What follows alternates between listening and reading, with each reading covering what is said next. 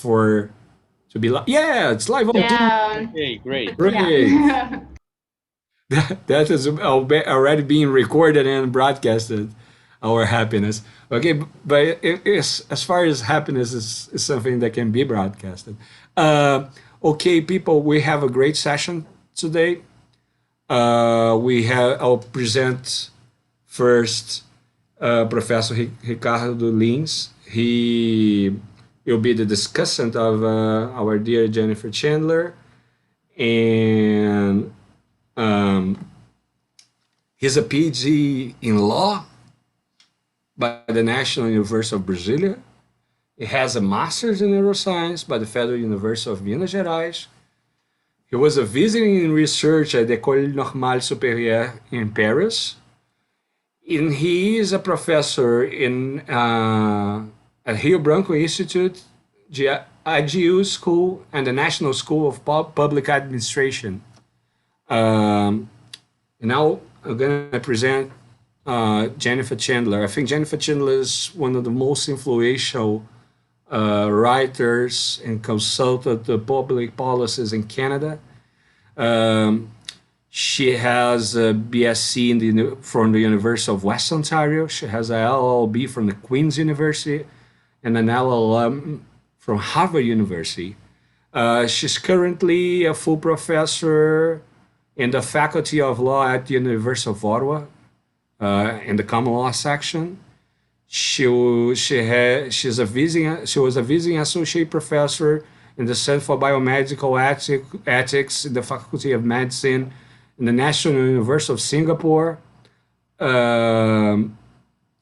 She has prolifically written in many great peer-reviewed journals in the areas of neuroethics, neurolaw, and also she has an important book called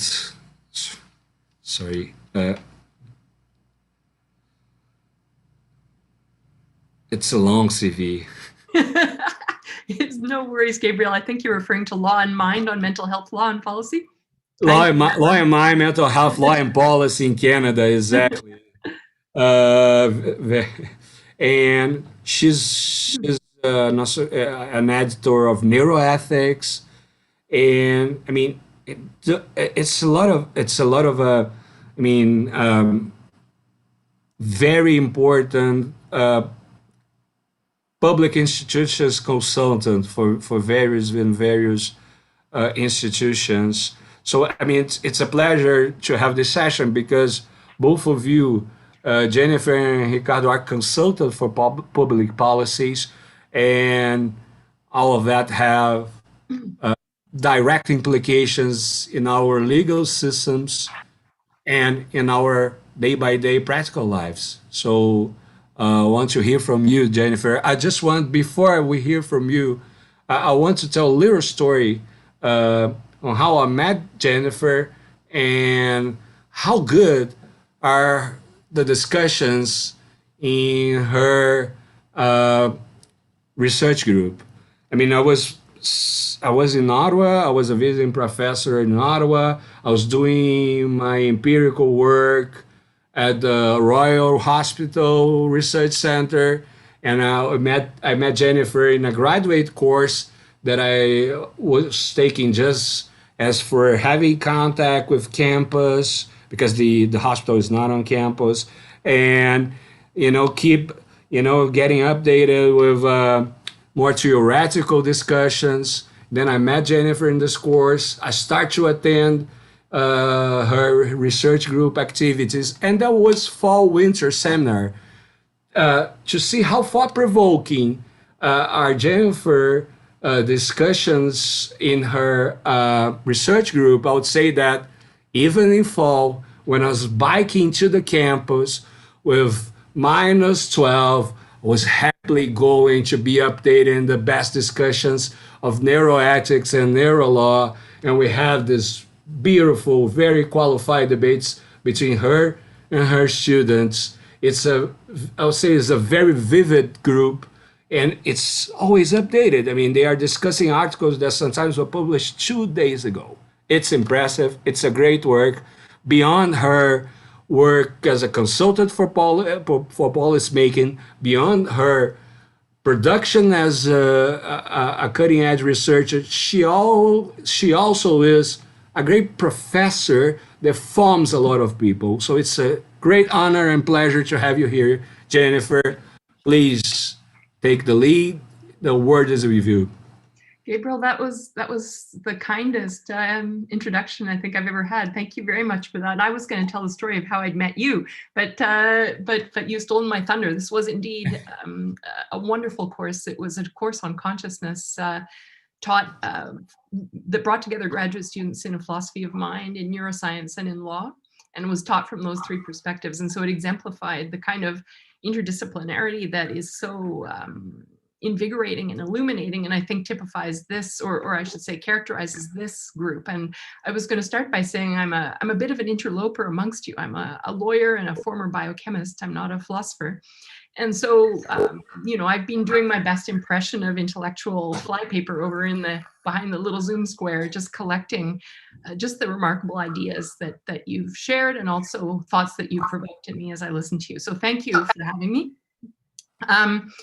I noticed listening over the last couple of days that the discussion has been wide-ranging, the presentations have been wide-ranging and fascinating and interdisciplinary, but a couple of themes that have come up have been the effect of neuroscience on the free will debate, and beyond that, the effect that this might have at the level of social psychology as well. But I want to take a different focus in my presentation. And so I'd like to focus on neuroscience, and in particular neurotechnology, the forms of direct brain intervention that we've developed and are developing, and the impact of those on our concepts of capacity and our legal practices around capacity. And now capacity is obviously not the same thing as free will, but I think I'm somewhat in the same family of concerns having to do with free will, of agency and responsibility, particularly since capacity is such a foundational concept for legal practices related to responsibility. So that's the general overarching sort of high-level orientation of what I'm doing. I'm asking about whether we need to look at our practices and concepts around capacity provoked by changes in our forms of brain intervention, as well as the neuroscientific understanding of mental functions. So I'm going to just share my screen if all goes well. This is always a moment of great excitement in any Zoom presentation. Okay, I think it's good. Someone will hopefully tell me if it's not. And so let me just say one quick word about capacity.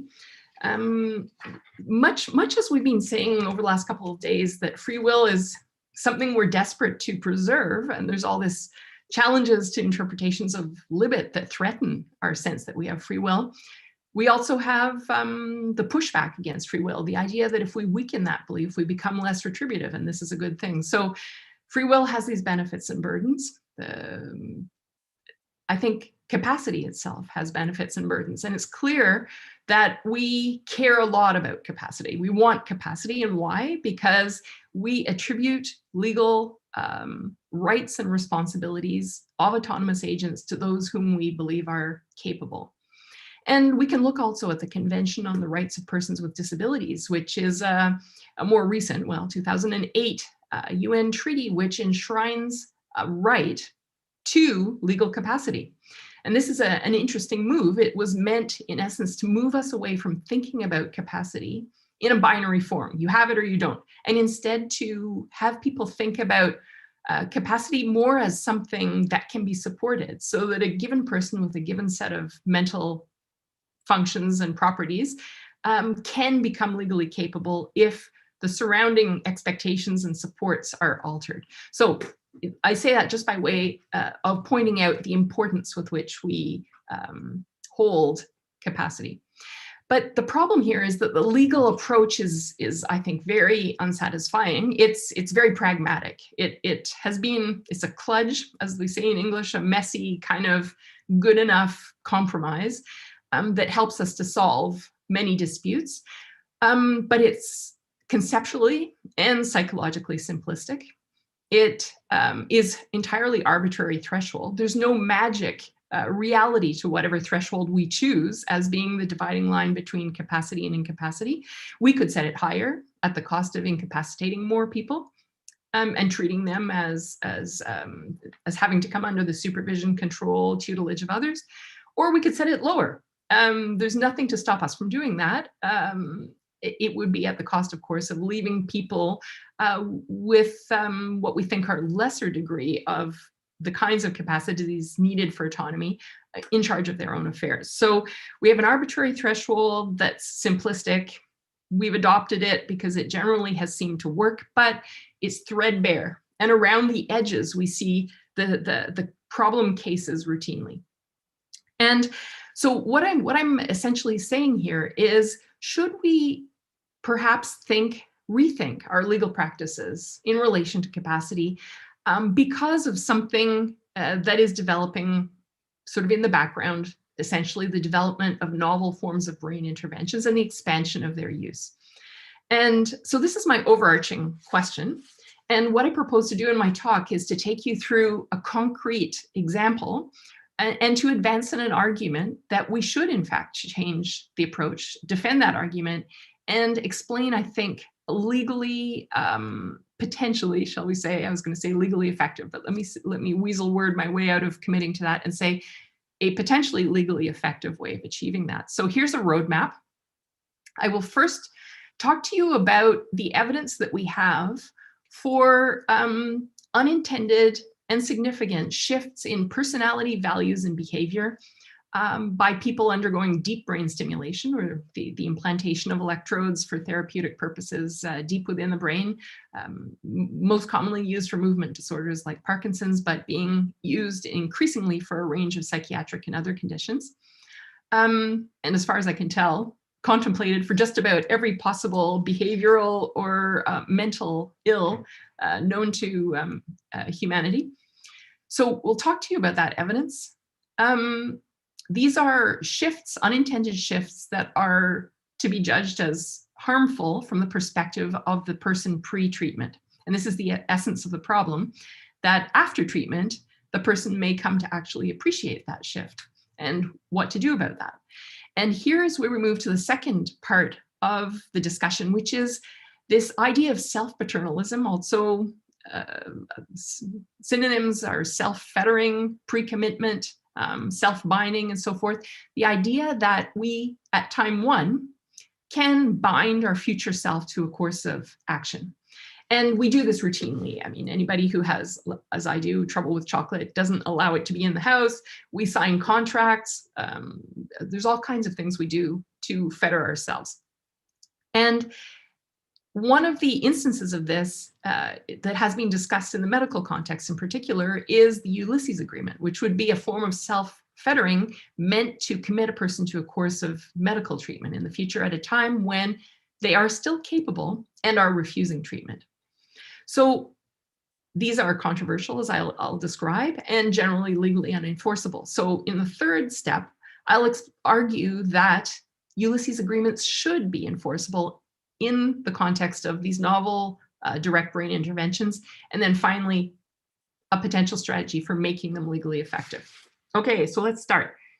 So these ideas of DBS-induced shifts in personality, values, and behavior. I mean, you could ask the question, is there any problematic personality change? Is it in fact due to the deep brain stimulation, and is it adequately handled by reprogramming or moving electrodes? And I raise this because there has been, over the last, I guess, 2 years, a bit of a debate in neuroethics, with some people claiming that neuroethicists are cherry picking rare cases that are inadequately documented and not properly conceptually rigorous in terms of invoking terms like personality, identity, self, authenticity, agency, autonomy, and throwing them around without a clear definition of what they mean. Maybe this is to some extent true, but I don't think it, and as I'll try to show by taking you through a couple of recent qualitative papers, it doesn't negate the fact that we are seeing in about a variable number of patients, but approximately 10% of patients, these significant changes that are arguably harmful from the perspective of the original patient. So we'll talk about that. There is evidence that it's due to DBS. Some of these symptoms, at any rate, resolve with the discontinuation of stimulation or the movement of the electrode. So the particular study that I want to actually point you to is the one highlighted in orange on the right-hand side, the Mosley paper from 2019. And what do we learn from this? This is a qualitative study of basically a consecutive series of 91 patients implanted for movement disorders, Parkinson's disorder. Out of that 91 patients, 10 encountered significant behavioral and personality change. So that's a little over 10%, 10 of 91. And those 10 were interviewed along with a caregiver who was able to provide sort of an external perspective on the person before the treatment and after, and reflect on how they'd changed. Now, in all of these cases, there was sort of recalibration of the stimulation, which resolved the symptoms. And the interviews took place 6 to 12 months post-operatively after symptoms had resolved. So here are a couple I've selected to illustrate some of the points that I'd like to make. So patient number one, we've got a typo in there, sorry about that, but behavioral change reported for patient number one in the article. 1 month after the initiation of the DBS, he developed a coarsening of personality manifest with crude language, irritability, sexualized behavior. He went on to threaten to set up a rival DBS program, became preoccupied with sports betting, purchased a sports car on an internet auction. Now, what did this man say about this after the fact? He said, well, these behavioral changes, behaviors you're referring to, these were, I think they're an expression of my own free will. This is interesting. He says, I was kind of bored. Now it's me thinking a lot more because my brain is more active. I'm first to agree that I've changed, but it's my own free will. This is the real me that has emerged. And I wouldn't want it any other way. So woe betides anybody who tries to turn me down. His spouse says, since he's had a taste of it, he likes it. It's an addiction. So case one. A second case, patient number 9, and this is a woman this time, in the first week became uncharacteristically irritable with outbursts of inappropriate anger directed towards her husband. She had poor insight, and the outbursts persisted despite intensive reprogramming. Her husband reported compulsive spending. Eventually, the electrode was repositioned surgically and the symptoms remitted. What did she say? Well, I was very outspoken, but that was my personality coming back. Beforehand, I would let things go, but I was, now I'm back to my old pre-morbid self under the influence of the stimulation. But, there's some signs of some misgivings potentially about these changes. And she says, I was sort of thinking, this is no good. I've got to stop being outspoken. And I was getting better. I thought I was sort of getting control of it. The spouse says, if she'd seen a video of herself, she'd have been surprised. She thought she was fine. But you understand from her point of view, for want of a better term, she felt like $1 million like Superman, like someone on drugs, and didn't believe she was doing anything wrong. It didn't get better. It just escalated, and so on. Now, I was interested to see if this was reported in other contexts, and I had a look at various patient forums, such as Parkinson's Foundation Forum, and you see the same sorts of concerns being expressed by caregivers and family members. Pac-Man 789 says, I can't convince him he's changed. He gets angry when I mention it. He's convinced he's the same person, although I see manic traits. Heart of Hawk says, when I or my children point it out, he gets defensive and upset. And Coach T says she fights me every step of the way, denies what symptoms she's having when we're at the neurologist. So we have, signs of a problem. There's a final paper I'll discuss with you from Thompson and colleagues, 2019 again, where a series of qualitative interviews with 16 healthcare providers who treat patients using DBS basically recapitulated the same themes. So there are occasionally severe consequences. A neuropsychiatrist reports having had people gamble away family savings, try to open nightclubs, buy expensive sports cars, assault police officers, be charged with sexual fetishistic behavior, so hypersexuality and change in sexual behavior. This is distressing to families. One of them says, I've lost my man. He used to be so on the ball doing stuff. Now he just sits there. And also risks social functioning. A nurse talks about, well, we've got to manage this. You have to pick it up quickly, act on it. Otherwise, they may destroy their reputation standing where they stand in the societal group.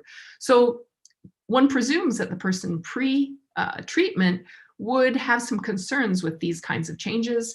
And yet we see this lack of insight and also the shift to actually enjoying the symptoms of the new self, as it were.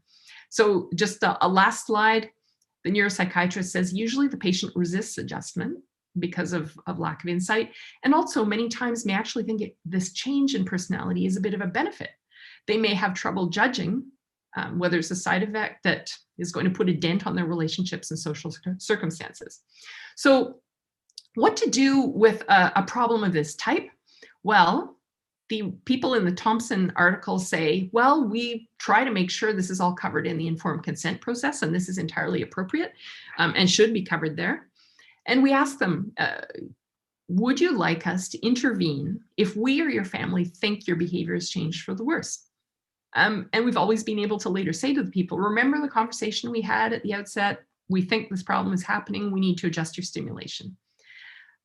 Now, this works, of course, if the patient agrees and complies and is willing to be adjusted. If they have become so affected by the stimulation that they're incompetent, the legal solution is relatively easy. A substitute decision maker can authorize the adjustment. If they're competent, however, we rely on their willingness to participate. And if they refuse, then a physician will have to either forcibly intervene, which seems unlikely, or surreptitiously intervene without and against the will of the person. And that doesn't seem like a terribly good option either from the perspective of patient autonomy, and maybe potentially not legal, given that we require informed consent to medical treatment. So, in addition to these problems of trying to figure out how a physician should respond to these substantial changes in personality and behavior, we see that the difficulty, or I should say the uncertainty of knowing how one can legally respond, can have upstream effects which are harmful. And so I want to give you two cases which show that uncertainty about knowing the size of this risk and what is capable in terms of addressing it later on might lead to reluctance to offer the treatment to a patient, or it may actually make it, it may cause a patient to actually evaluate the risk-benefit trade-off differently and perhaps hold back on the treatment, depending upon the significance of their motor symptoms, for example. So Paul Ford and colleagues published this a number of years ago about a patient who was undergoing DBS surgery for Parkinson's. And he'd been carefully prepared for the surgery. He knew what to expect. He'd had mild anxiety in the past, but this was not considered to be a problem for offering him the surgery. And he was fitted with the stereotactic frame. He underwent the craniotomy, and he was undergoing an awake craniotomy. And about hour 5 of the mapping for the placement of the electrodes, during which time several passes of placement of the electrodes had been undertaken, he announced that he was withdrawing his consent. And the team attempted to convince him and explain to him that the significance of the refusal at this point. They offered to bring in the family to talk to him. They brought the clinical ethics team to consult what should they do in these circumstances, given that he'd already been exposed to significant risk of open brain surgery and was now not going to be able to achieve the benefits that were to have come from that risk. And he maintained he didn't want to talk to his family, and he wanted to stop the surgery, and he was assessed for capacity and found capable, and so they stopped the surgery. Now, a short time afterward, he reapproached the team and wanted the surgery. He said, actually, I was wrong. I want to have the surgery after all. He was assessed, and because it was not possible for the team to figure out how to rule out the possibility of this occurring again, he was refused. Another example, Tasmania versus Martin, is an Australian case of a man treated not with DBS, but with dopaminergic drugs, who developed hypersexuality, complete change in sexual behavior, including a variety of criminal offenses. He produced and possessed child pornography while under treatment. After treatment, it was initiated, and also had a sexual relationship with a minor. He was convicted, so he was found capable. And so this leads to the possibility that those who are felt to pose a risk to others, for example, if they were to become disinhibited, might be refused treatment as well. Now, I don't have a clear case of that happening and described, but Muller and colleagues pose the hypothetical case. If you had a patient suspected pedophilia or other paraphilia, which might be viewed as a risk factor for sexual offending, is it ethical to provide DBS, which is known to, in some minority of patients, produce disinhibition and hypersexuality? Is it ethical to provide that, and under what circumstances? And they conclude that it is indeed ethical. But if there were a Ulysses contract, which would allow stimulation to be discontinued, now they conclude, well, those Ulysses contracts are not legally enforceable, so that won't work. And so, and this is the interesting point, I'll come back to this later, but this interesting resolution they have is, well, what we should do is have a built-in limit, what we might call a self-executing Ulysses contract. We should program it so that without any intervention by the healthcare provider at a set time, it will turn itself off. And this is an interesting suggestion and an interesting move, because what they in essence are doing is converting what would otherwise be a commission or a positive interference to discontinue stimulation into, in essence, a situation where it will happen and they merely omit to restart it. And this has legal significance. Commissions and omissions are treated differently. Whether they should be or not is another question. But this is their resolution. If we can enforce discontinuation by interfering with the patient, well, we'll just make sure it turns off, and then we can not turn it on again if some problem had occurred. Now, I don't know, I don't find this a super satisfying way of resolving this problem, but it is a suggestion. So let me turn to the second part of what I want to say, and that is this question of self-paternalism. Why would we want to bind ourselves in the future? And we can look at this at the level of the individual, where in fact this is frequently discussed, and there's many reasons: weakness of the will, anticipated relapse of a mental illness if we've, for example, have bipolar disorder and have gone through various cycles of decompensating and then finally becoming incompetent and receiving treatment and suffering a lot in the course of that pattern. Perhaps we would like to fetter ourselves in a way to achieve, to consent in advance to treatment to head off some of the harms associated with that pattern. Procrastination is sometimes a necessary precondition to achieve the cooperation of others, is to fetter one's own freedom. A contract is of that type. You can also think of self-paternalism or pre-commitment at the level of groups.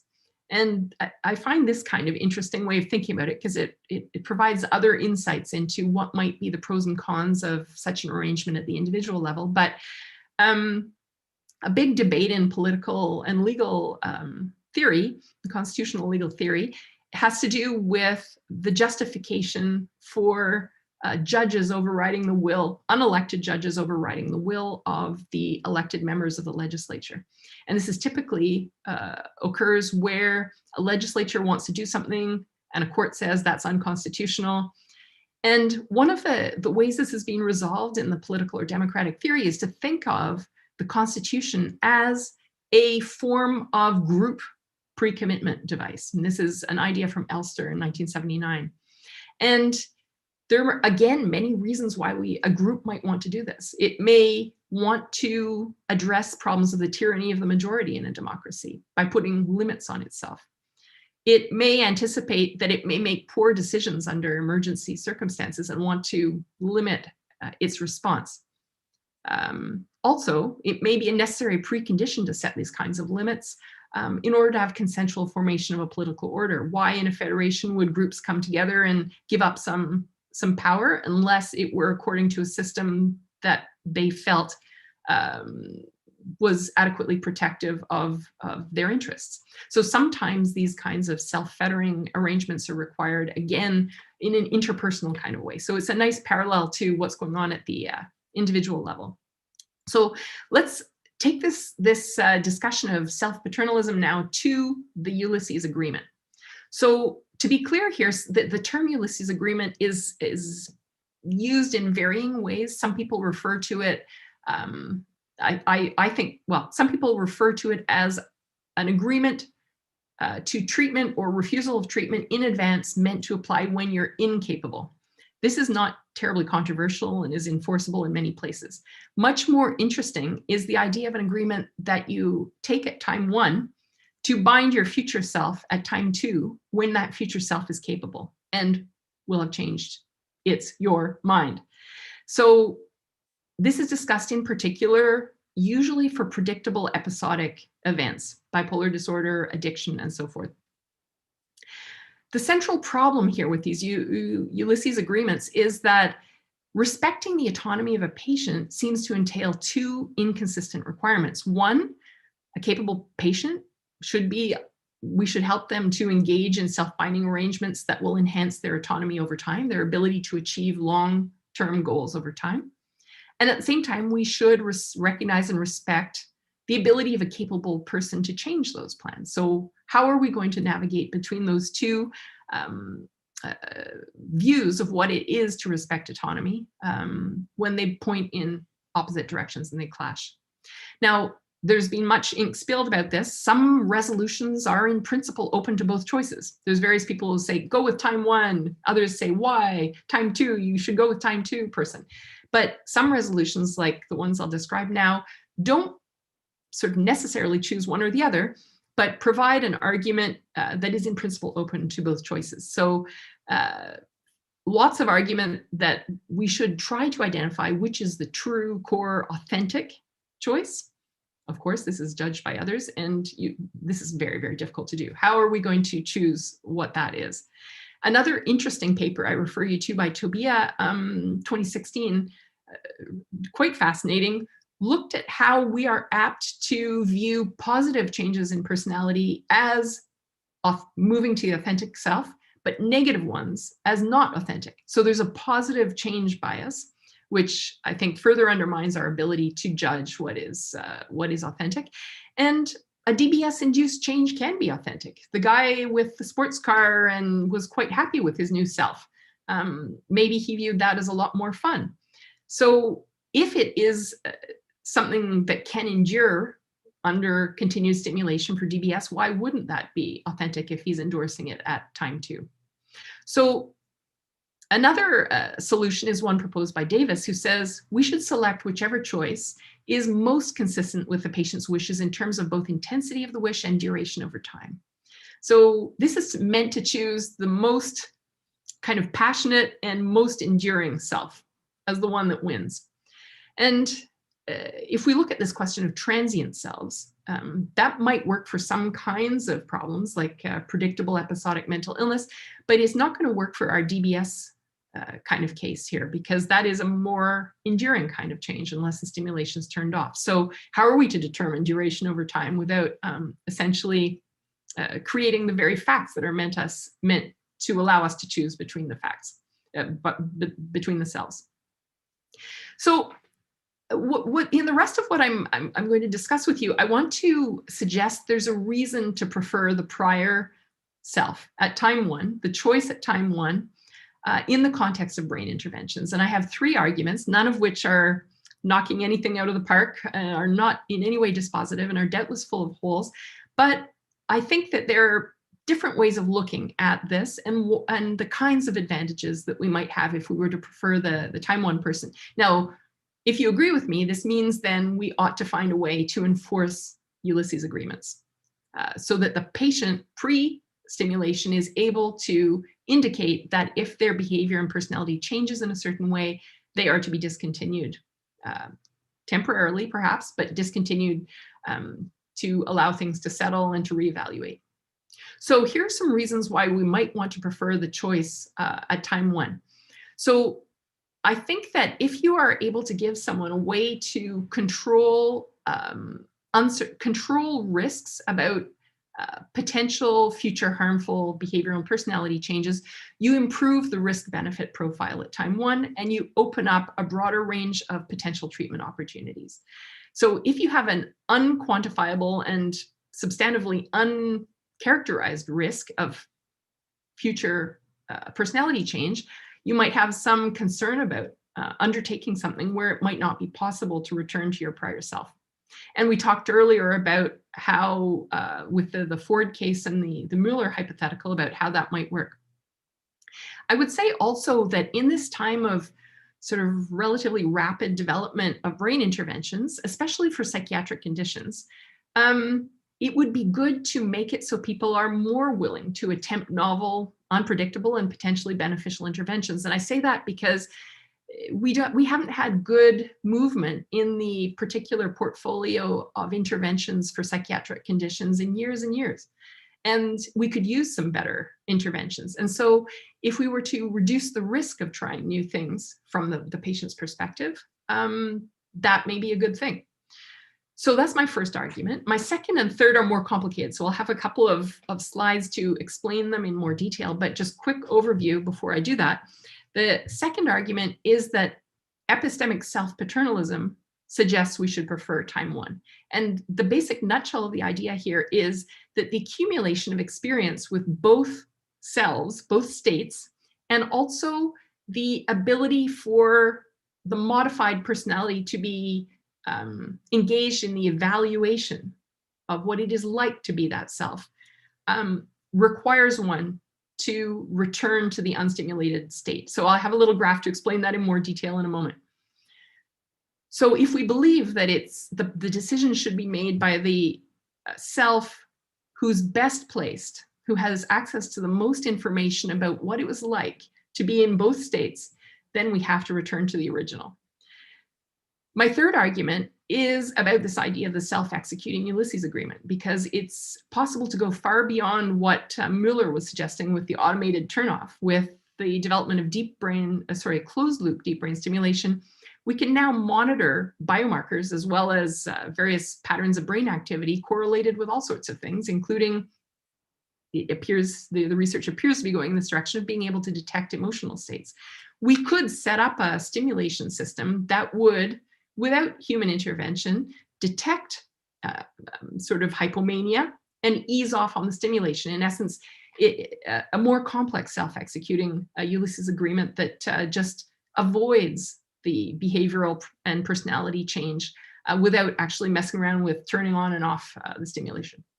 If we can do that, does it make sense that we would try to solve this through a technological tool that would allow for a self-executing Ulysses agreement? Why not allow for a legal tool, which is a form of human technology as well, a legal tool that would allow us to achieve the same thing? Is there any magic to the fact that the legal tool would require the direct intervention of a human being, while the technological tool would require the indirect intervention of a human being to design and program it? This may seem arbitrary, or on the other hand, maybe it's not. So those are my arguments why we should allow Ulysses agreements or enforce time 1 choices in the context of deep brain stimulation. So here is just, this is an attempt to make this argument about epistemic self-paternalism a little clearer. Just keeping an eye on the time. I lost a few minutes at the beginning, so I'm sorry to be going on so long, but let me try to squeeze in all of this. So if we look, this little chart is meant to depict time 1. This is pre-treatment. Following along the arrow, you move to time 2. This is under stimulation. And then time 3 is after discontinuation of stimulation. So if we think about the person at time 1, they know what it's like to live with their current self. the current self with its dispositional, its emotional, motivational characteristics and values is in place, and the person knows what it's like. Then you move, I should say, the time 1 person can try to imagine what it might be at time 2, but it's going to be pretty hard. At time 2, you have the person under stimulation. The self has shifted. The self knows what it's like to have that time 2 self. It's being evaluated with the particular emotional characteristics of that time 2 self. So there's direct knowledge of what it's like to be at time 2 from the perspective of time 2 self. Now, time 2 person can look back in memory and compare how they currently feel with how time 1 person felt at time 1. Now, the information that's lacking, however, because you might say, well, why don't we just leave self 2 to make a choice? They can remember what it was like before. They know what it's like now. They can choose. The piece of information that's missing, however, is there's no knowledge of how self 1 felt about self 2. Again, that's just imagination. Self 2 has to think back to try to access that information. So if we believe that actual memory is superior to imagination, we need to return to time 3 to allow that first unstimulated self now to reflect on the experience and to rely on memory now accrued of what it was like to be self 2 at time 2, as well as self 1 at time 1, and presumably self 1 has returned at time 3 as well. Now, people might argue, wait a minute, this is kind of unfair. Like, you put your thumb on the scale for the first self if you turn off stimulation, because the first self will potentially be in control and will have realized what's happened and will have wished they didn't buy the sports car and break their social relationships and so forth. But I think that it is still justified because of this extra information that self 2 was lacking. And also because this is a temporary discontinuation. Self 1, now at time 3, has memory and can choose and might instead say, you know what, life was better as self 2. And self 2 is actually not in a position to say this is unfair or impossible for self 1 to do, because self 2 is arguing, leave it with me, I have a good enough memory of self 1. So therefore, if that's possible, then at time 3, the self should have a good enough memory of what it was like at self 2 and be able to weigh those things. So that is an argument in favor of at least temporary discontinuation to allow the full sort of valuation and full accrual of the information necessary to make the decision. A partial example of this comes from Leentjens' case of a 62-year-old man who developed mania and had to be hospitalized because he was incompetent. So it's not a perfect example for my argument here. But it was found that he had a trade-off that he had to make. If he was stimulated, he would develop mania, become incapable, and have to be hospitalized. If he was not stimulated, his motor symptoms were sufficiently severe that he would have to be in a nursing home. He would be capable, but he would have to be in a nursing home. And he was turned off. He became capable again. He thought about this and decided he preferred to live in a psychiatric hospital and be able to move. So here's an example of a return to time 1 and a weighing of the choices available. So this question of the self-executing Ulysses arrangement, as I mentioned, the idea here is to use closed-loop, adaptive, responsive, deep brain stimulation as a form of self-executing Ulysses arrangement to automatically monitor for side effects and titrate stimulation accordingly. And so I just put up the Sani article, if you're interested, describing work toward decoding mood variation from brain activity. And the Bina and Leentjens article is also interesting. It's more speculative in nature. They're talking about how we might be able to fold in a whole range of different factors into this monitoring system in order to adapt stimulation in real time to needs and also to head off potential side effects. And they talk not just about gathering information from the brain, but from various peripheral biomarkers, behavioral biomarkers, and behavior on social media, digital phenotyping, for example. I've seen also discussions of including GPS, so that if a person were to develop a pathological gambling problem, they could have stimulation adjusted if they were to get in the proximity of a casino. So also just note at the bottom there that Medtronic has now released its recent new generation of DBS device, which actually allows for both stimulation and recording from the brain at the same time. And it's meant to help produce better stimulation protocols for Parkinson's disease, but it's sort of a step in the direction of this closed loop monitoring and stimulating in one device. So the question I have is, if you can design a technological tool to enforce the time one choice, why can't we design a legal tool to do the same thing? It strikes me as a bit, I guess, I find it a bit unsatisfying because we're in essence using a technology to avoid a problem. We don't want to be in a position of having a direct human physical interference with an objecting capable person. So we're engineering it to avoid that. We will put an indirect human into the mix, and we will basically make a distinction between withholding and withdrawing. We're not going to be in a position ever to have to go and interfere to withdraw something from someone. We will just have it basically withdrawn automatically, so that when we can be in a position of withholding, when the person says, hey, please change this, turn it on again, well, we're like, nope, not doing that. And that's not, that would then be classed and judged from the perspective of professional responsibility and standards of medical care, and might be appropriate in the circumstances, judged from the medical viewpoint as to what is appropriate treatment. So is there a legal solution to all this? If we want to actually allow for this kind of arrangement legally, a Ulysses agreement is generally not legally enforceable. A capable person is entitled to withdraw consent to medical intervention.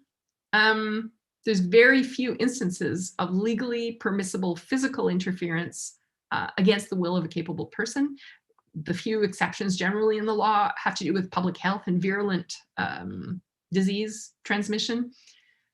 Criminal law, obviously, but also in the instance of incapacity, people can be forcibly treated against their will. But here's a solution that arose when I was reading Gergel and Owen and the response by Kane at the bottom. They talk about addressing this problem in the context of bipolar disorder and say, well, why don't you let people specify what are the indicia of incapacity? If I do this, this, and this, you are to conclude I'm incapable and to treat me. Now, the interesting thing about this is the move to permit a kind of a self-specified standard of incapacity. Now, Gergel and Owen, it's not clear they were suggesting we want to actually choose our own threshold of incapacity. They seem to be talking about the various behavioral evidence that ought to meet the existing legal standard. I'm suggesting, why don't we let people actually instead choose their own legal standard of capacity for this context? It would not work that people could generally specify for all contexts when they're to be treated as capable or not. That would be chaotic, and also the risk of other regarding sort of choices becomes more complicated. So if they could do it for this particular context, why not? And this is my final slide. After all, if legal capacity standard is an arbitrary and pragmatic threshold, it's under considerable critique for being simplistic and inadequate in many of tricky cases. We have multiple precedents for people selecting their own alternate legal regimes and being bound by them, whether it's marriage contracts, arbitration agreements, waivers, and limitations of liability.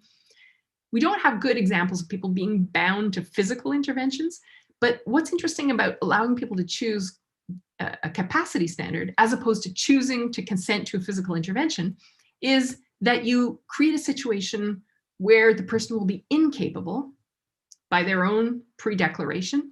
And that means that you then go to a substitute decision maker for consent, and there's none of this legal difficulty in intervening to turn off their stimulation.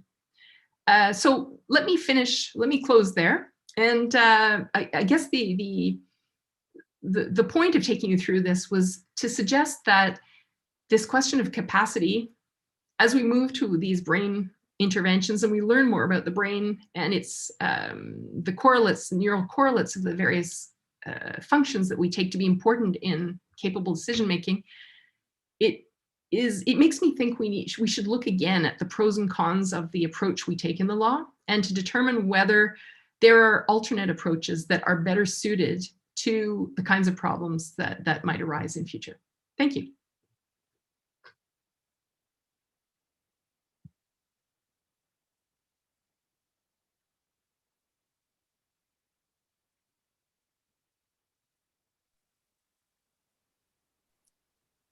Should I start already?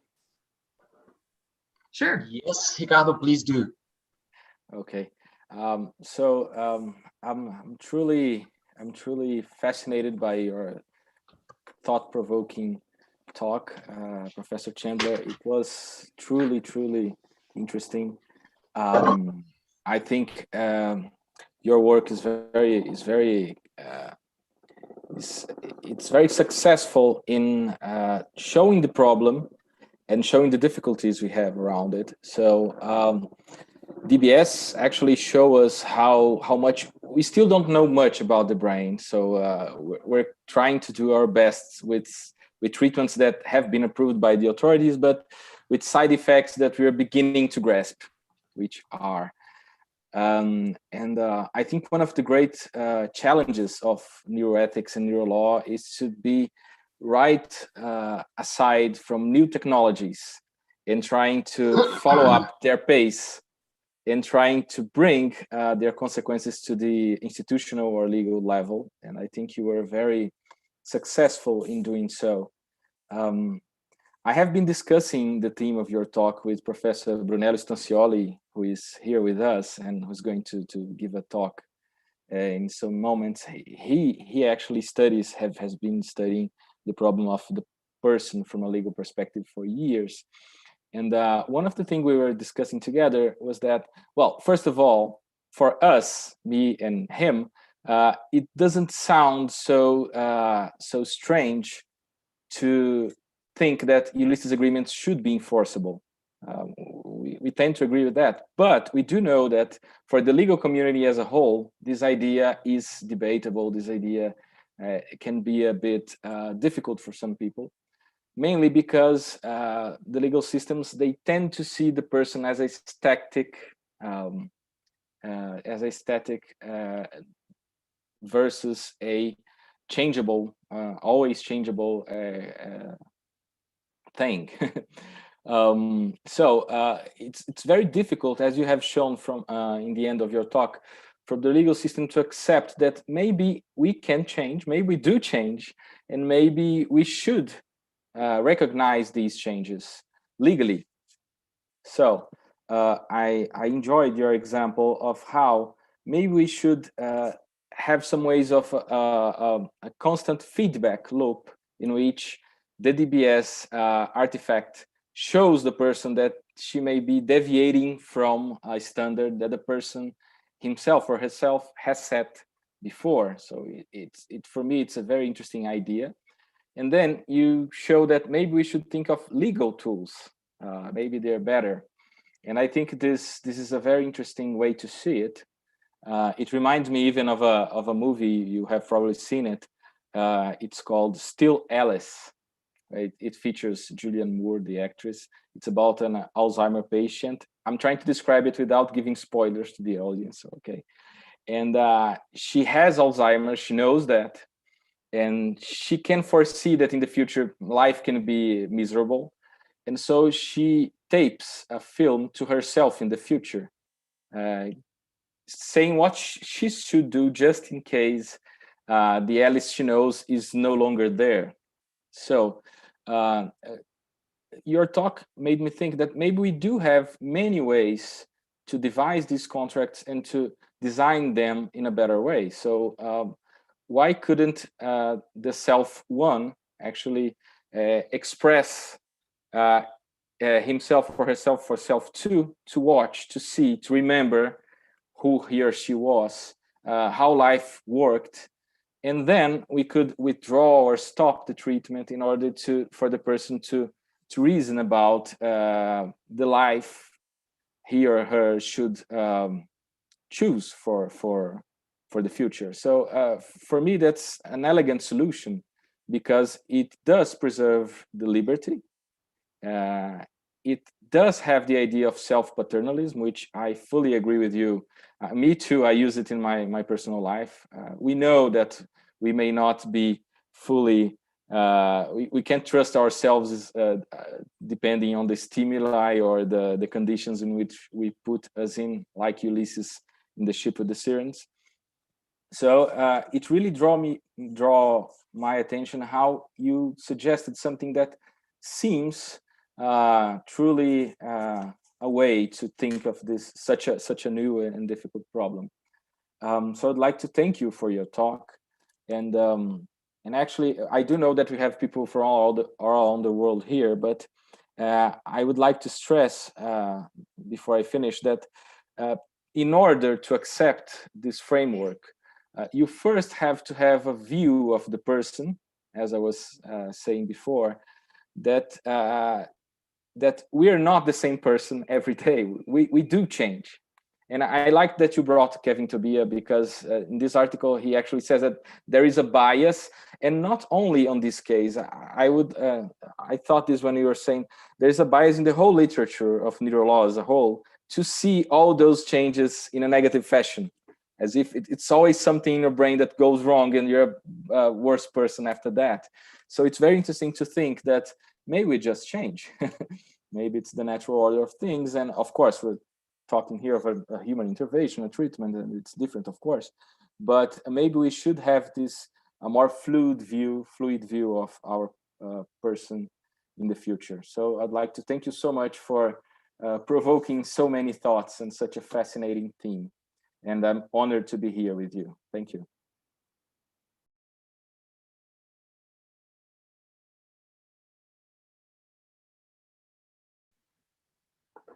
Thank you very much, Ricardo. Ricardo, I think we have some questions from Thomas's raised his hand. So, okay, Thomas, go on. Jennifer, that was amazing.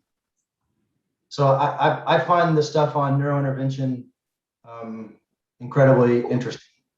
And what I wanted to add, I guess the first question is more normative, public policy, philosophical.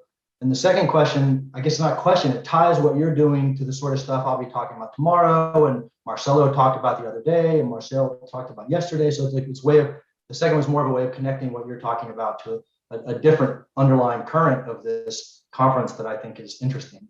So this ties to what Ricardo said, Ricardo, desculpe, Ricardo, see, that we have this idea that the change could be positive, so we can focus on the positive change, right? But let's imagine this in the sort of legal context that you're talking about. If you let it be such that, not you, like we allow it to be such that these neurointerventions are possible. For now, we're looking at bipolar or Alzheimer's or whatever else it is, but there's no reason to think it won't be antisocial personality disorder. Like that is like it's like a straight line to that stuff. And then it's not going to look like this. The application isn't going to look like this. It's going to, so there's always this worry. I don't share it necessarily, by the way. I don't know that I share the concern, but the concern is that this sort of leads itself to we didn't talk about this yesterday, but a sort of dystopic kind of like mass interventionism. And then we won't care about making society better to prevent people from ending up doing these things. We'll just wait for them to mess up, and we'll just put the TMS helmet on, and then it's like, so there's always that worry. So I'm curious, like, I understand what you said, like all the stuff you said I think is great, but I wonder what, first the question was like, what you think about that broader thing. So this is like, you're already assuming, let's assume the legitimate uses, and even the legitimate uses raise these problems you're talking about. That's how amazing it is, right? So even if we just assume it's legitimate, it's not clear what the application looks like. And then the thought is, if it can be made legitimate, there will be all these illegitimate uses for sure in the legal context. It's like, if like one is like, you talk about how to solve the legitimate problem, and then there's like the illegitimate thing. I'll just ask that for now, and then if after everyone else, if I got time for the other question, I'll ask it. But seriously, it was amazing. Thank you very much. Thanks so much, Thomas. Thank you. Yeah, I agree with you. I didn't have that in mind in this particular piece, but a couple of years ago, I did a project that I called Biocriminal Justice, and we interviewed 15 psychiatrists, 15 men convicted of sexual offenses, also women convicted of a variety of offenses. I managed to interview a few judges, darn hard to do that, but I managed. Who else did we interview? Defense counsel. We did about 80 interviews on this exact question of the way in which the system is set up to not force treatment on convicted offenders, but to maneuver them into a position where they're the ones demanding it. It becomes the offer you cannot refuse. So this happens in many, many ways. There's all kinds of advantages to showing yourself to be enthusiastic for all kinds of treatment. And we went with a particular hypothetical involving someone with an addiction and someone with a paraphilia. And one of the options was TMS. Another one was DBS. And we asked people, what do you think about this? And it was pretty remarkable, actually, to look at how people think about agency, autonomy, and how it's to be traded off against justice and the interests of others. And also what was interesting about this study was I mean, we've known this for a long time, but it re-demonstrated it, the kind of intricate interlacing of medicine and well, within philosophy of punishment, the way rehabilitation is cast as therapeutic, but it's really very, very close and easy to convert into what might look a little punitive. And so it was very interesting. I still have to write up the way in which the psychiatrists sort of understood their particular obligations in the context of all of this as being the ones who just made this available. I had psychiatrists tell me, look, I'm not involved in the heavy apparatus of the state here. There's someone who's got nothing to do with me, who's out there who has a problem, is being faced with this legal jeopardy and has come to me for help with his problem, and that's my job. And that's what I'm doing. And I am not part of a Foucauldian state apparatus that is trying to control this person's behavior. So I think you're entirely right. I think that I mean, we've managed to keep some controls on it. There are places where people get legal benefits for consenting to anti-libidinal drugs, chemical castration, and even to physical castration. And I found one American case where a judge was sentencing someone to some enormous, like 40 years penalty, and said something offhand, like, oh, if you were to get castrated, I might change my mind. Oh, I can't say that. And then the offender showed up and said, actually, that sounded good. So I prefer that to my 45 years, thank you. So you can sort of see, I found a number of Canadian cases, not on castration, but on chemical castration, where the same sort of thing plays out. Someone's reluctant, is then told, okay, well, here's what we're gonna do legally, and then like, okay, sign me up. So yeah, I think you're quite right. Thank you, Thomas. I actually like that you brought the dystopian side of this. I have always thought about it when we're talking about criminal law, and it's difficult. And depending on the prison, on the country, it could be a solution that many people would want, and that wouldn't be necessarily good. Well, Renato had raised his hand. He's next.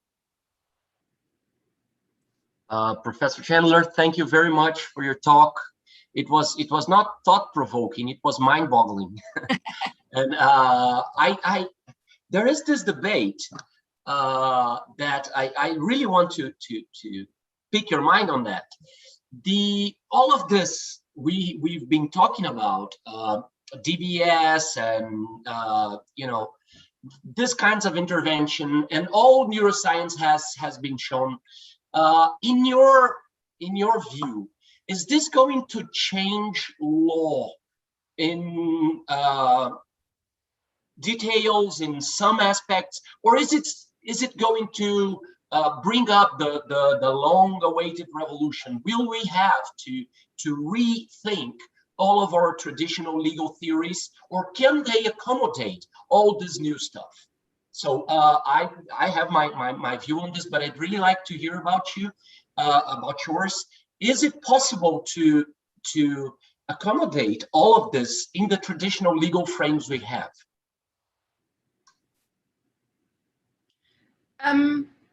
This is a wonderful question. I think it's hard to provide a coherent answer to that. I find it hard at any rate, because I keep thinking about, okay, well, which domain of the law should I start with? And I think that the idea that if we learn more about the neurobiology of impulse control and aggression and all that kind of thing, I do think it will have some impact, mostly at the level of sentencing, perhaps not at the level of whom we hold responsible. I think I'm kind of with Stephen Morse a little bit on that. The law is not really all that interested in free will. It's sort of, is this person capable or not, which is what the brain is doing is sort of beside the point there. But that being said, I think there is this social psychological reaction we have to this information, which tends to shift how we look at people with behavioral problems. And so I think it will, in a more subtle manner, affect how we apply, for example, the capacity test, and which will we start to recognize defenses of irresistible impulse if we can find ways to determine when that occurred. So I think it might happen. Another example of what I mean, if I step outside of the criminal context and move into disability discrimination. So this is something I've written about for a while, because it seemed to me we were talking about control and responsibility and capacity primarily in the context of criminal liability. But I think that the impact at the ideological level is much broader than that. So what I mean by this is that when we decide who is going to be recognized as having a disability and then a human right to freedom from discrimination under human rights codes, you cannot fire somebody, you have to accommodate the disability, there's a claim to social resources for people with disabilities and so forth, disability insurance and things like that. It becomes very, very important. Do they have this disability? And we have people with a whole range of, shall we say, behavioral self-control problems, whether it's addictions. There's a whole range of sort of more, I'll say, newfangled, I don't mean to be kind of flippant, but pathological gambling. Now there's sex addiction, internet addiction, food addiction, all kinds of things are being framed as addictions for a very, I think, sensible rhetorical purpose. You get access to this construction of addiction as a chronic relapsing brain disorder. Why is that good? Because people interpret the fact that there's a brain thing going on as meaning you have no control, you're not to be blamed. And it comes back to the social psychology, the attribution theory that Marcel was talking about too. Like, if we're trying to figure out who's responsible for this, if you can point to the brain or your genes, you no longer are, and you are more likely to be received in the court sympathetically. And so you can track this through the cases where people have been fired because they stole from work in order to go gambling, or they were looking at pornography at work and they were fired. And so people raise these claims, I think, to try to cast this in a way that will draw forth this more sympathetic social response. And so I think this is a way in which this information, these ways of thinking about ourselves in terms of our brains, are going to have this more pervasive, subtle effect. Now, we just had this fascinating case, which we don't have enough time to talk about it right now, but I don't know if you saw in the news, it was a little bit high profile in Canada at any rate, but we are a little bit of a backwater up there. We're big, but unimportant. But there was this case, the Minassian case, of a guy in Toronto who drove a van into a bunch of people and killed them. And his argument, his defense, was that he had autism spectrum disorder. And there's an awful lot of sort of scientific advice or evidence brought to bear on how this affected his capacity. This was all rejected. It was not the perfect case for this argument. But I think that as we learn more about the neurobiology of these mysterious kind of conditions, we might also find those kinds of arguments succeeding more. Thank you very much. And again, as I say, I don't think it's logical that they should, but I think they will. Thank you very much. Well, next is Sinara. Floor is yours. Thank you, Jennifer, for your talk. I'm in favor, in general, to Ulysses agreements. And I think that your idea, a proposal actually to specify the standards of capacity is a very good idea. If I understood well, beforehand, I can say, well, if I start to shout on my husband, it's okay. But if I start to shout on everyone in the streets, then I don't want to be this person. I think that's very good. I think that fosters autonomy. And this is what I think that the Ulysses pre-commitments are about. It's about to foster autonomy.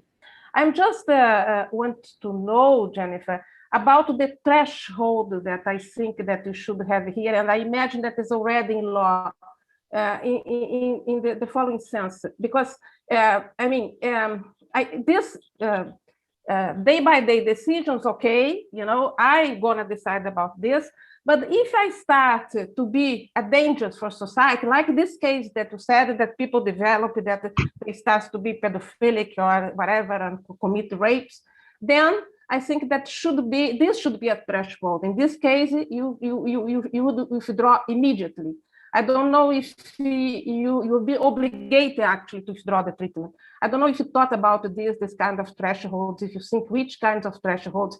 I mean, the limits of what I can decide, and the limits that the society has to decide for me, because, if it causes harm to others, then it's not only my responsibility and my concern anymore, it's a concern for the whole society. Do you have something to say about this? Yeah, I think you're quite right to distinguish those cases where it's primarily self-regarding from those that are significantly other-regarding. I think that the way we approach those is likely to be a little bit different, and we do generally as a society permit ourselves to intervene self-defensively where we anticipate a person will pose a risk. Now, there's all kinds of disputes about that. And so, for example, in the context of mental health law, the jurisdictions do this all very differently. What are the warrants for actually taking someone's freedom and or forcing treatment on them? It differs from place to place. But if I speak about my own province of Ontario, if someone poses significant risk of serious harm to others because of mental disorder, and it has to be because of mental disorder, the garden variety person who poses a risk, we can't intervene until they meet whatever threshold the criminal law sets. But if they have a mental disorder, we can hospitalize them, but we cannot treat them if they're capable. Some jurisdictions will say, if you get hospitalized, you can get treated. We've moved over time between these poles of paternalism and patient autonomy and so forth, and where we've landed is we cannot force treatment on a capable person, which means we now have people who could be freed who are stuck in the hospital because they refuse treatment because they're capable. But I guess in these cases you're describing of someone who, if they do in fact commit a crime, I think then they have their liberty removed. They will be under pressure perhaps to address the causes of that behavior. Again, assuming they're capable. If they're incapable, it's easier to solve this problem legally. Although it can be a challenge if they have, while capable, said, I refuse any intervention to change my stimulation while I'm incapable. You have to find a way to get out of that. But I'm sorry, I think I've lost the thread of your question. I'm not sure if I've answered it or not.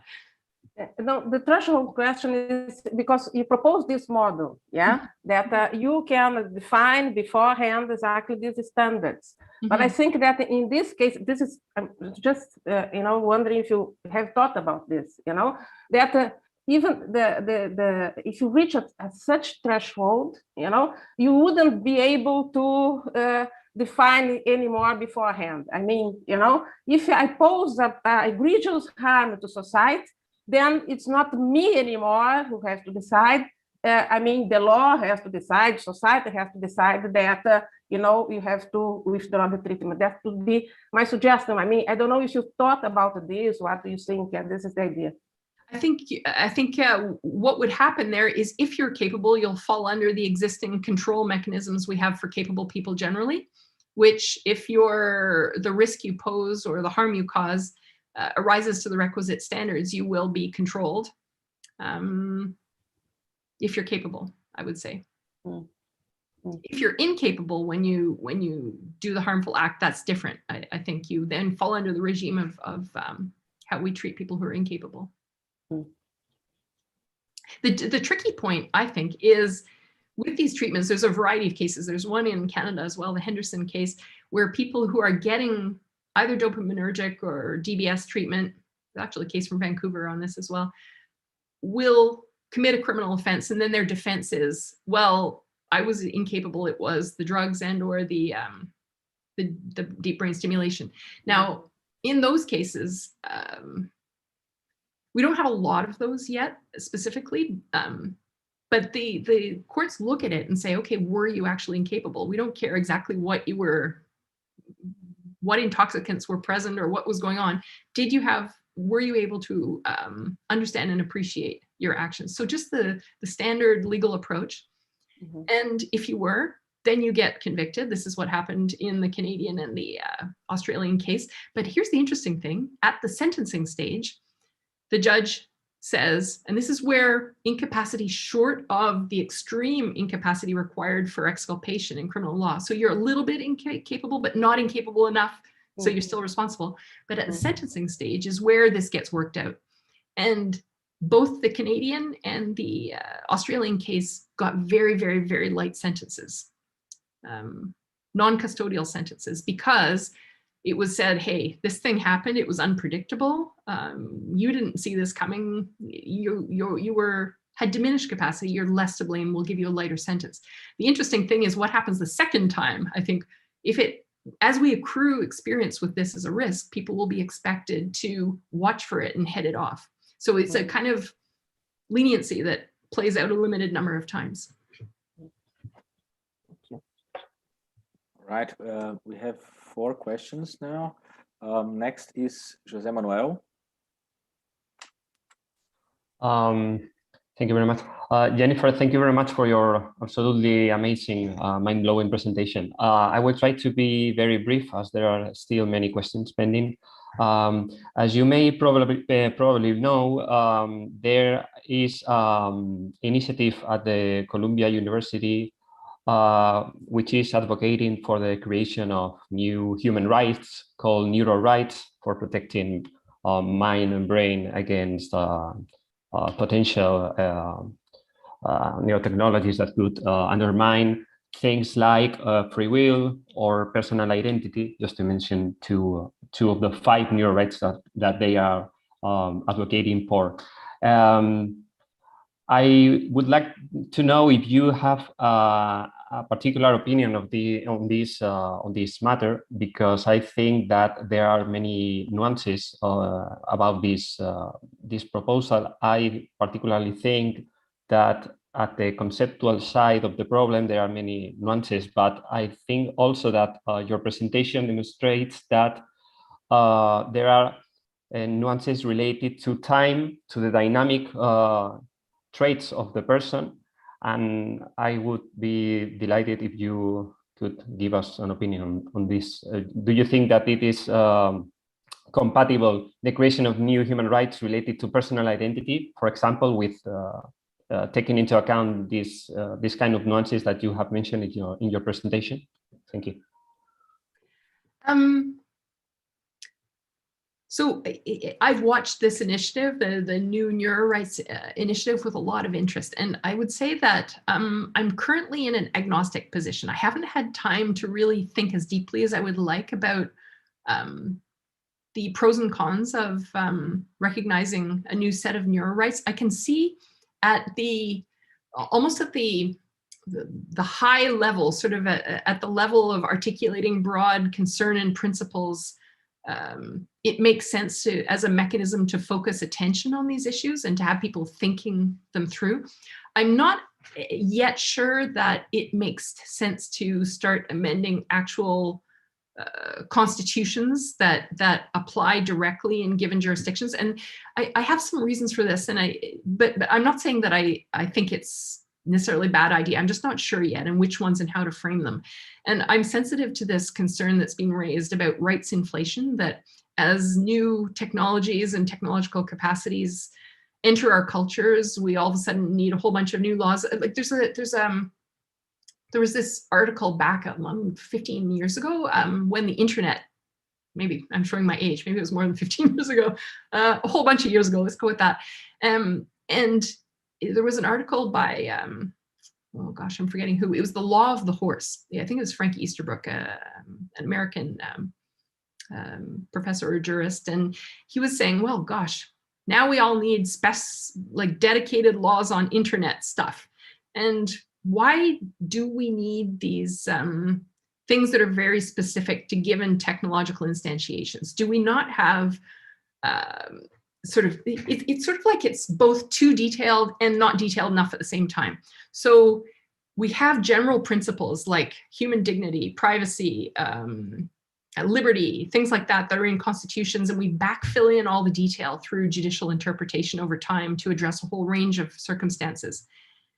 And then if we have a very specific problem of a specific technology used in a specific way by a specific group, we do a detailed law.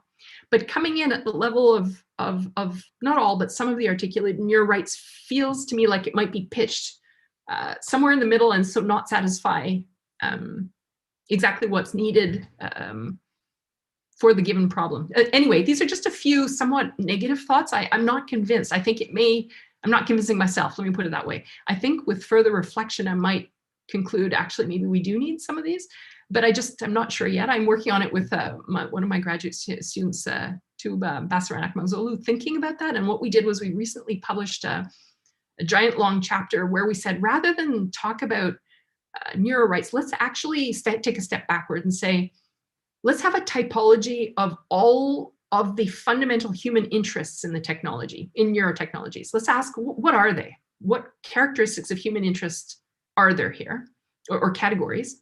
And then let's go over here and let's orthogonally make a typology of what is the legal toolkit? What are the legal concepts and resources that we have? And how does that toolkit address those human interests? And start to really get quite clear on the inadequacies in the legal system presently before we start to enact more. So I guess I'm being a little bit slow and cautious on it, I guess is my thought. Thank you very much. Well, thank you, Jose. Thank you, Jennifer. This last answer of you, Professor Chandler, was like music for my ears as somebody working in government. It was very, very, very sensible, in my view. Just like to say that. Next is Professor Brunello Stancioli. The floor is yours. Hi, Jennifer. Thank you very much for your speech. It was magnificent. Okay, thank you. My background is in law, so I have this bias. And I have a straight question for you. I had the opportunity to discuss the same question with Professor Maria Shechtman, that scholar that uses narrative self and stuff like this. We talk about total recall and some extreme situations. But the question is, if John causes harm to someone in one time, and he has this DBS and turns into a different person, does he must be punished?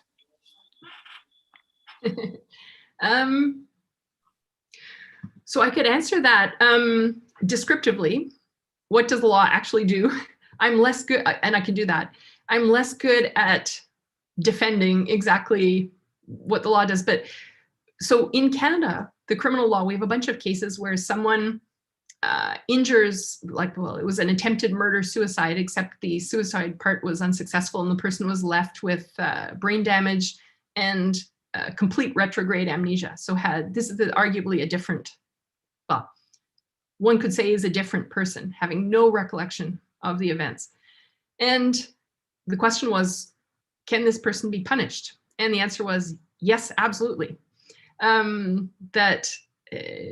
This idea that a person turns into a different person and that continuity of responsibility is going to be broken. The law doesn't, at least in Canada, be very receptive to that. And it was interesting because there was no philosophizing and conceptual justification. It was entirely a practical, pragmatic, workmanlike, crude appeal to the consequences if we were to not hold the person responsible.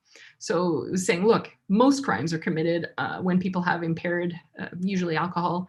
And if we let people off when they don't remember the crime because somehow they're different, then we're in trouble.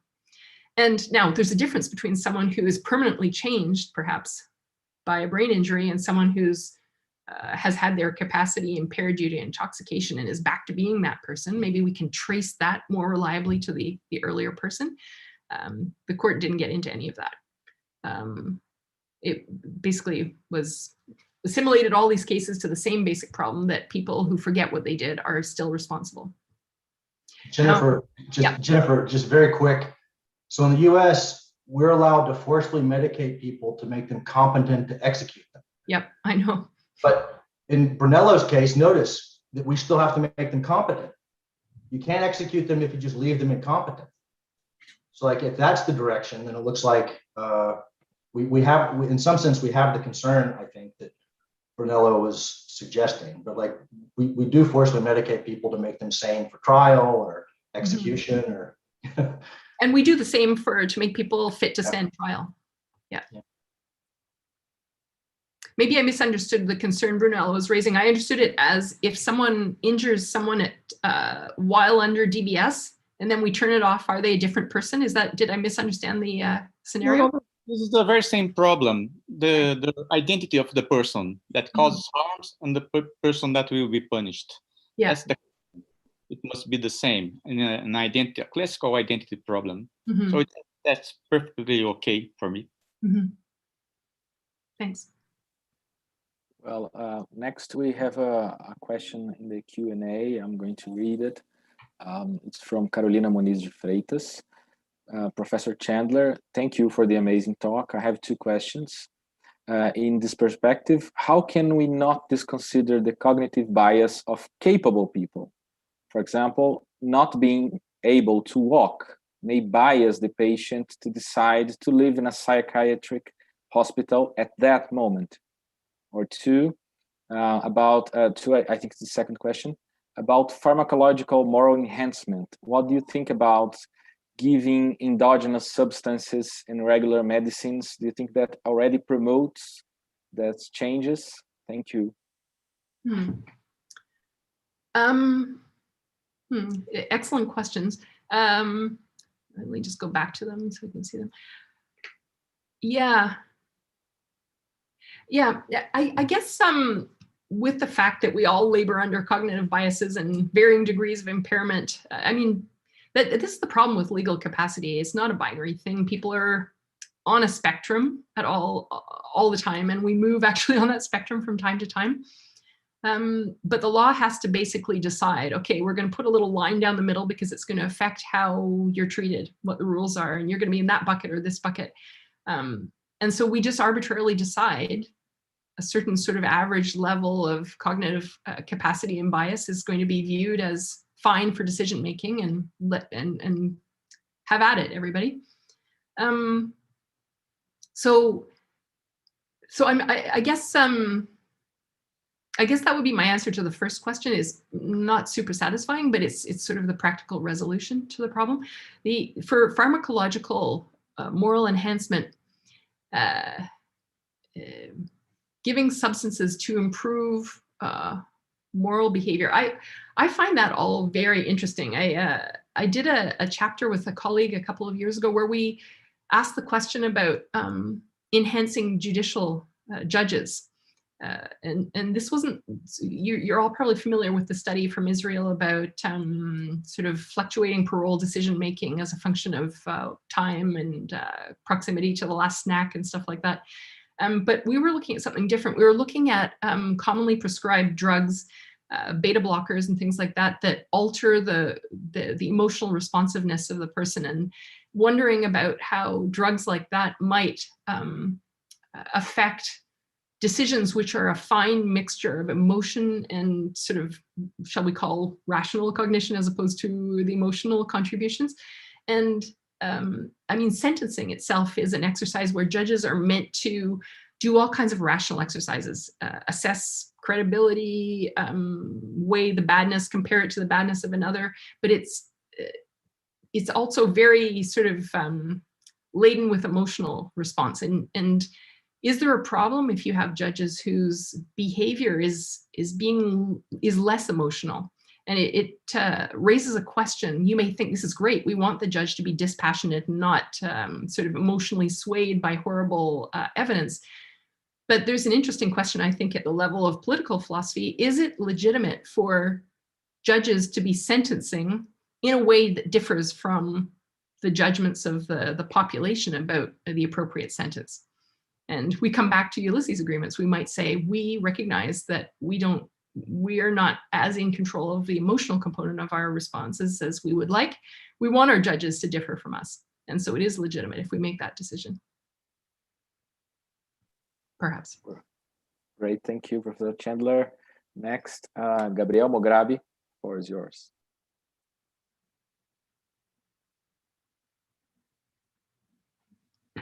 Mute the mic.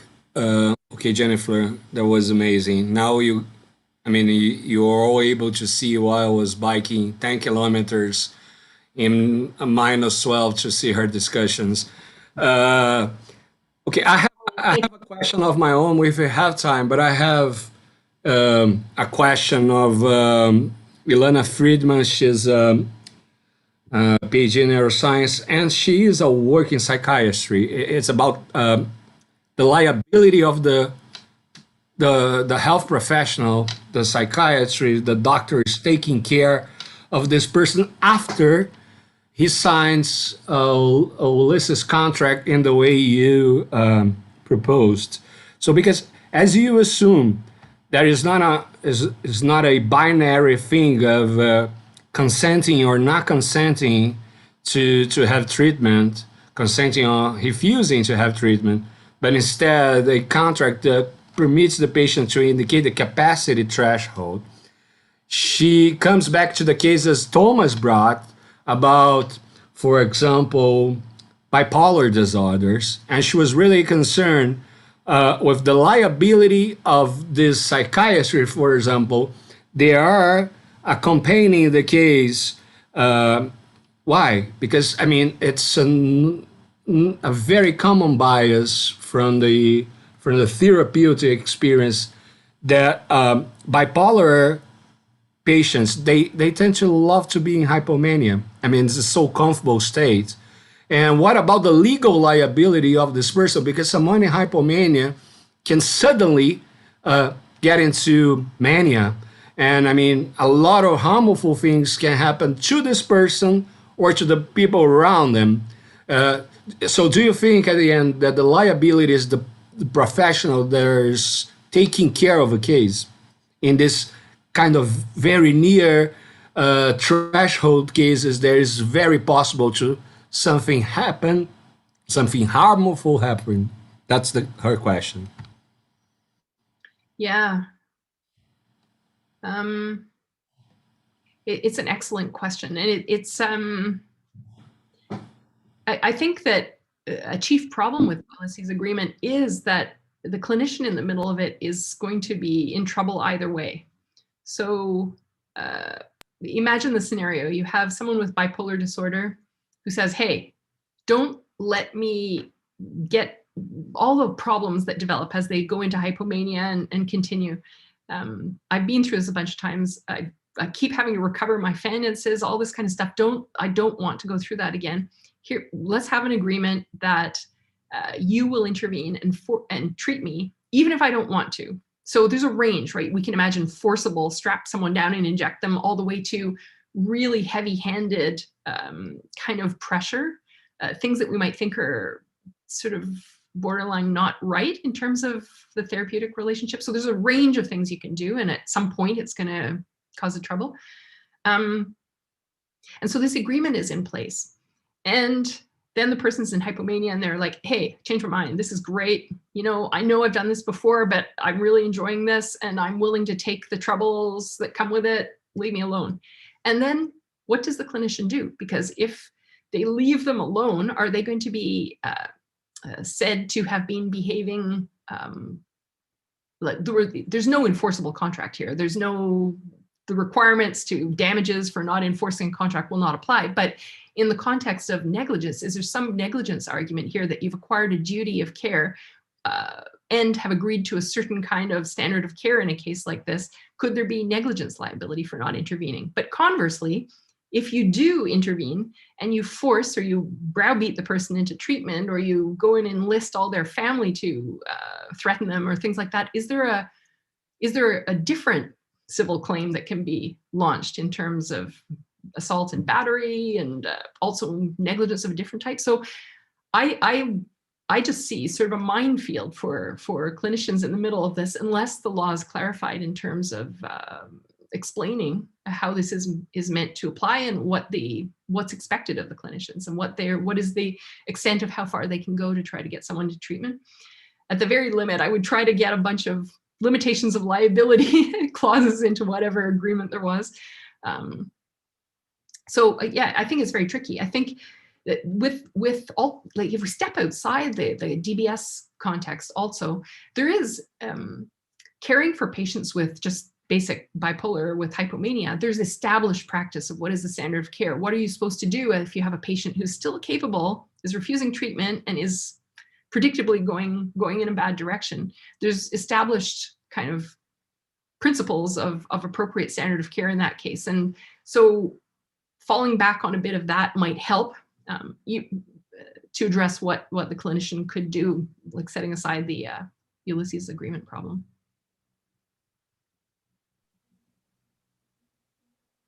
Oh, Gabriel, I think you're muted. Yeah. Still. Yeah, Thomas, go for your second question. Go for your second question. Feel free. Sure. So this is, I guess, I don't know if it's a question. It's more like a way of tying what you just did to this other debate where it's directly relevant in a way that I think is interesting, which is the more the public finds out that I can change your behavior by like stimulating your brain, or even pharmacological interventions become more powerful because that has had the same effect. Or I can use TMS to change your moral judgments or the more I can do that, it's going to have this is the Josh Green stuff and the Jonathan Cohen stuff. That itself is going to change the way people believe about agency. So it's like a cascade effect, right? Because in those people whose views are changed are going to be the very people who are jurors and judges, where their task is to make decisions about agency, not just in cases involving the things you're talking about, in other cases. But like there's this way that for someone like me, I think the more we find out about DBS or any of these things, let's call it like a biopsychosocial luck. I'm just reminded that long thing pretty much swallows everything. Mm-hmm. Because it doesn't matter whether I have a tumor, or because I have brain damage, or because I was born that way, or because I could fill in a bunch of ways I ended up in the cognitive, affective, volitional position to be compromised. How I got there is probably not going to matter much. And then it's like there's this contraction. So like that, I guess that's the set aside determinism. I'll talk tomorrow. I'll say that I don't think the determinism thing's the thing. And so like now, having just watched your talk for sure, these studies I said I was going to run in the fall, one of them will now be, and I'll reach out to you. Oh, awesome. For cases on precisely these things. Mm-hmm. That's way more interesting to me. Like how do people view agency, responsibility, free will in precisely the cases you just referenced? That's way more interesting than, let me give you a fantastical philosophy thought experiment about a deterministic world. Mm-hmm. And I don't know that I've lost, for reasons I'll say tomorrow, I lost interest in those cases. Mm-hmm. But like these cases are like perfectly, like they are just like perfectly suited to figure out. And then, so like in the case you just gave, take patient 1 or patient 2. I can give like a pharmacological version of that. I can give a TMS version. I can give a cognitive behavioral therapy version. I can give a bunch of different versions of this thing that made them different. Now, you're not going to get the what to do about whether they want to be that person or not, but at least in terms of the agency of the product of that intervention, you can start getting that sort of stuff. So set aside what we should do about it in the law, which is, of course, is a super important issue. So I'm like thrilled that people like you were thinking about it. But there's this side issue, which is directly related to it, which is like, what effect does this stuff, people being aware that these sorts of technologies exist, what effect does that have on agency, which in turn affects what they think about the law? So I think there's a whole added layer of interest to the stuff that you're working on, I guess is what I would say. Yeah. And like I love this stuff, and if I had the methodological chops to do it, I'd be right there doing that stuff. So please do reach out. I'd love to talk to you about it. I'm always trying to figure out ways to do more of things like this. But I would say another piece that I think would be really interesting along these lines to pursue is inspired by sort of Daniel Dennett, Freedom Evolves. He talks about how, we're not at risk of losing our sense of freedom if we show ourselves to be determined, no problem. And I don't think his argument, it basically boils down to something, as far as I can tell, like this. We have to have free will. We will demand to have free will. And so don't worry about it. And I'm like, okay. But basically what he argues is, if we find ways to show that we don't have free will, we're going to find an antecedent state where we were in control. It's some version of like the tracing principle from Fisher and Revisa. So basically here, I think that the proliferation of ways of intervening in our brains is far from removing our agency and control and sense of responsibility. It's just going to shift the point of responsibility earlier. So basically, now that we know how to manage our own brains, we can moralize about whether we did so or not. And so all kinds of diminished capacity become, in essence, like intoxication. So you have an obligation to maintain your capacity. Well, you have an obligation to ensure you have capacity. We warn you that you have this particular kind of predisposition or weakness or problem or propensity. We now tell you, plus we give you the means to do something about it. If you don't do it, and disaster ensues, you're responsible on a tracing theory kind of version of moral responsibility. And I've been looking and cataloging cases of this type for years. I've got a whole bunch of them in different contexts where people don't take a tool proffered that would have enabled them to maintain capacity, and the book is thrown at them in various ways. So I think that is actually going to be an interesting consequence of what we're learning about the brains, and especially, I mean, it's something to know you have a propensity, but because you could be expected to do various risk mitigation things, but to give someone the self-knowledge plus something to do about it, and you don't take that. Yeah.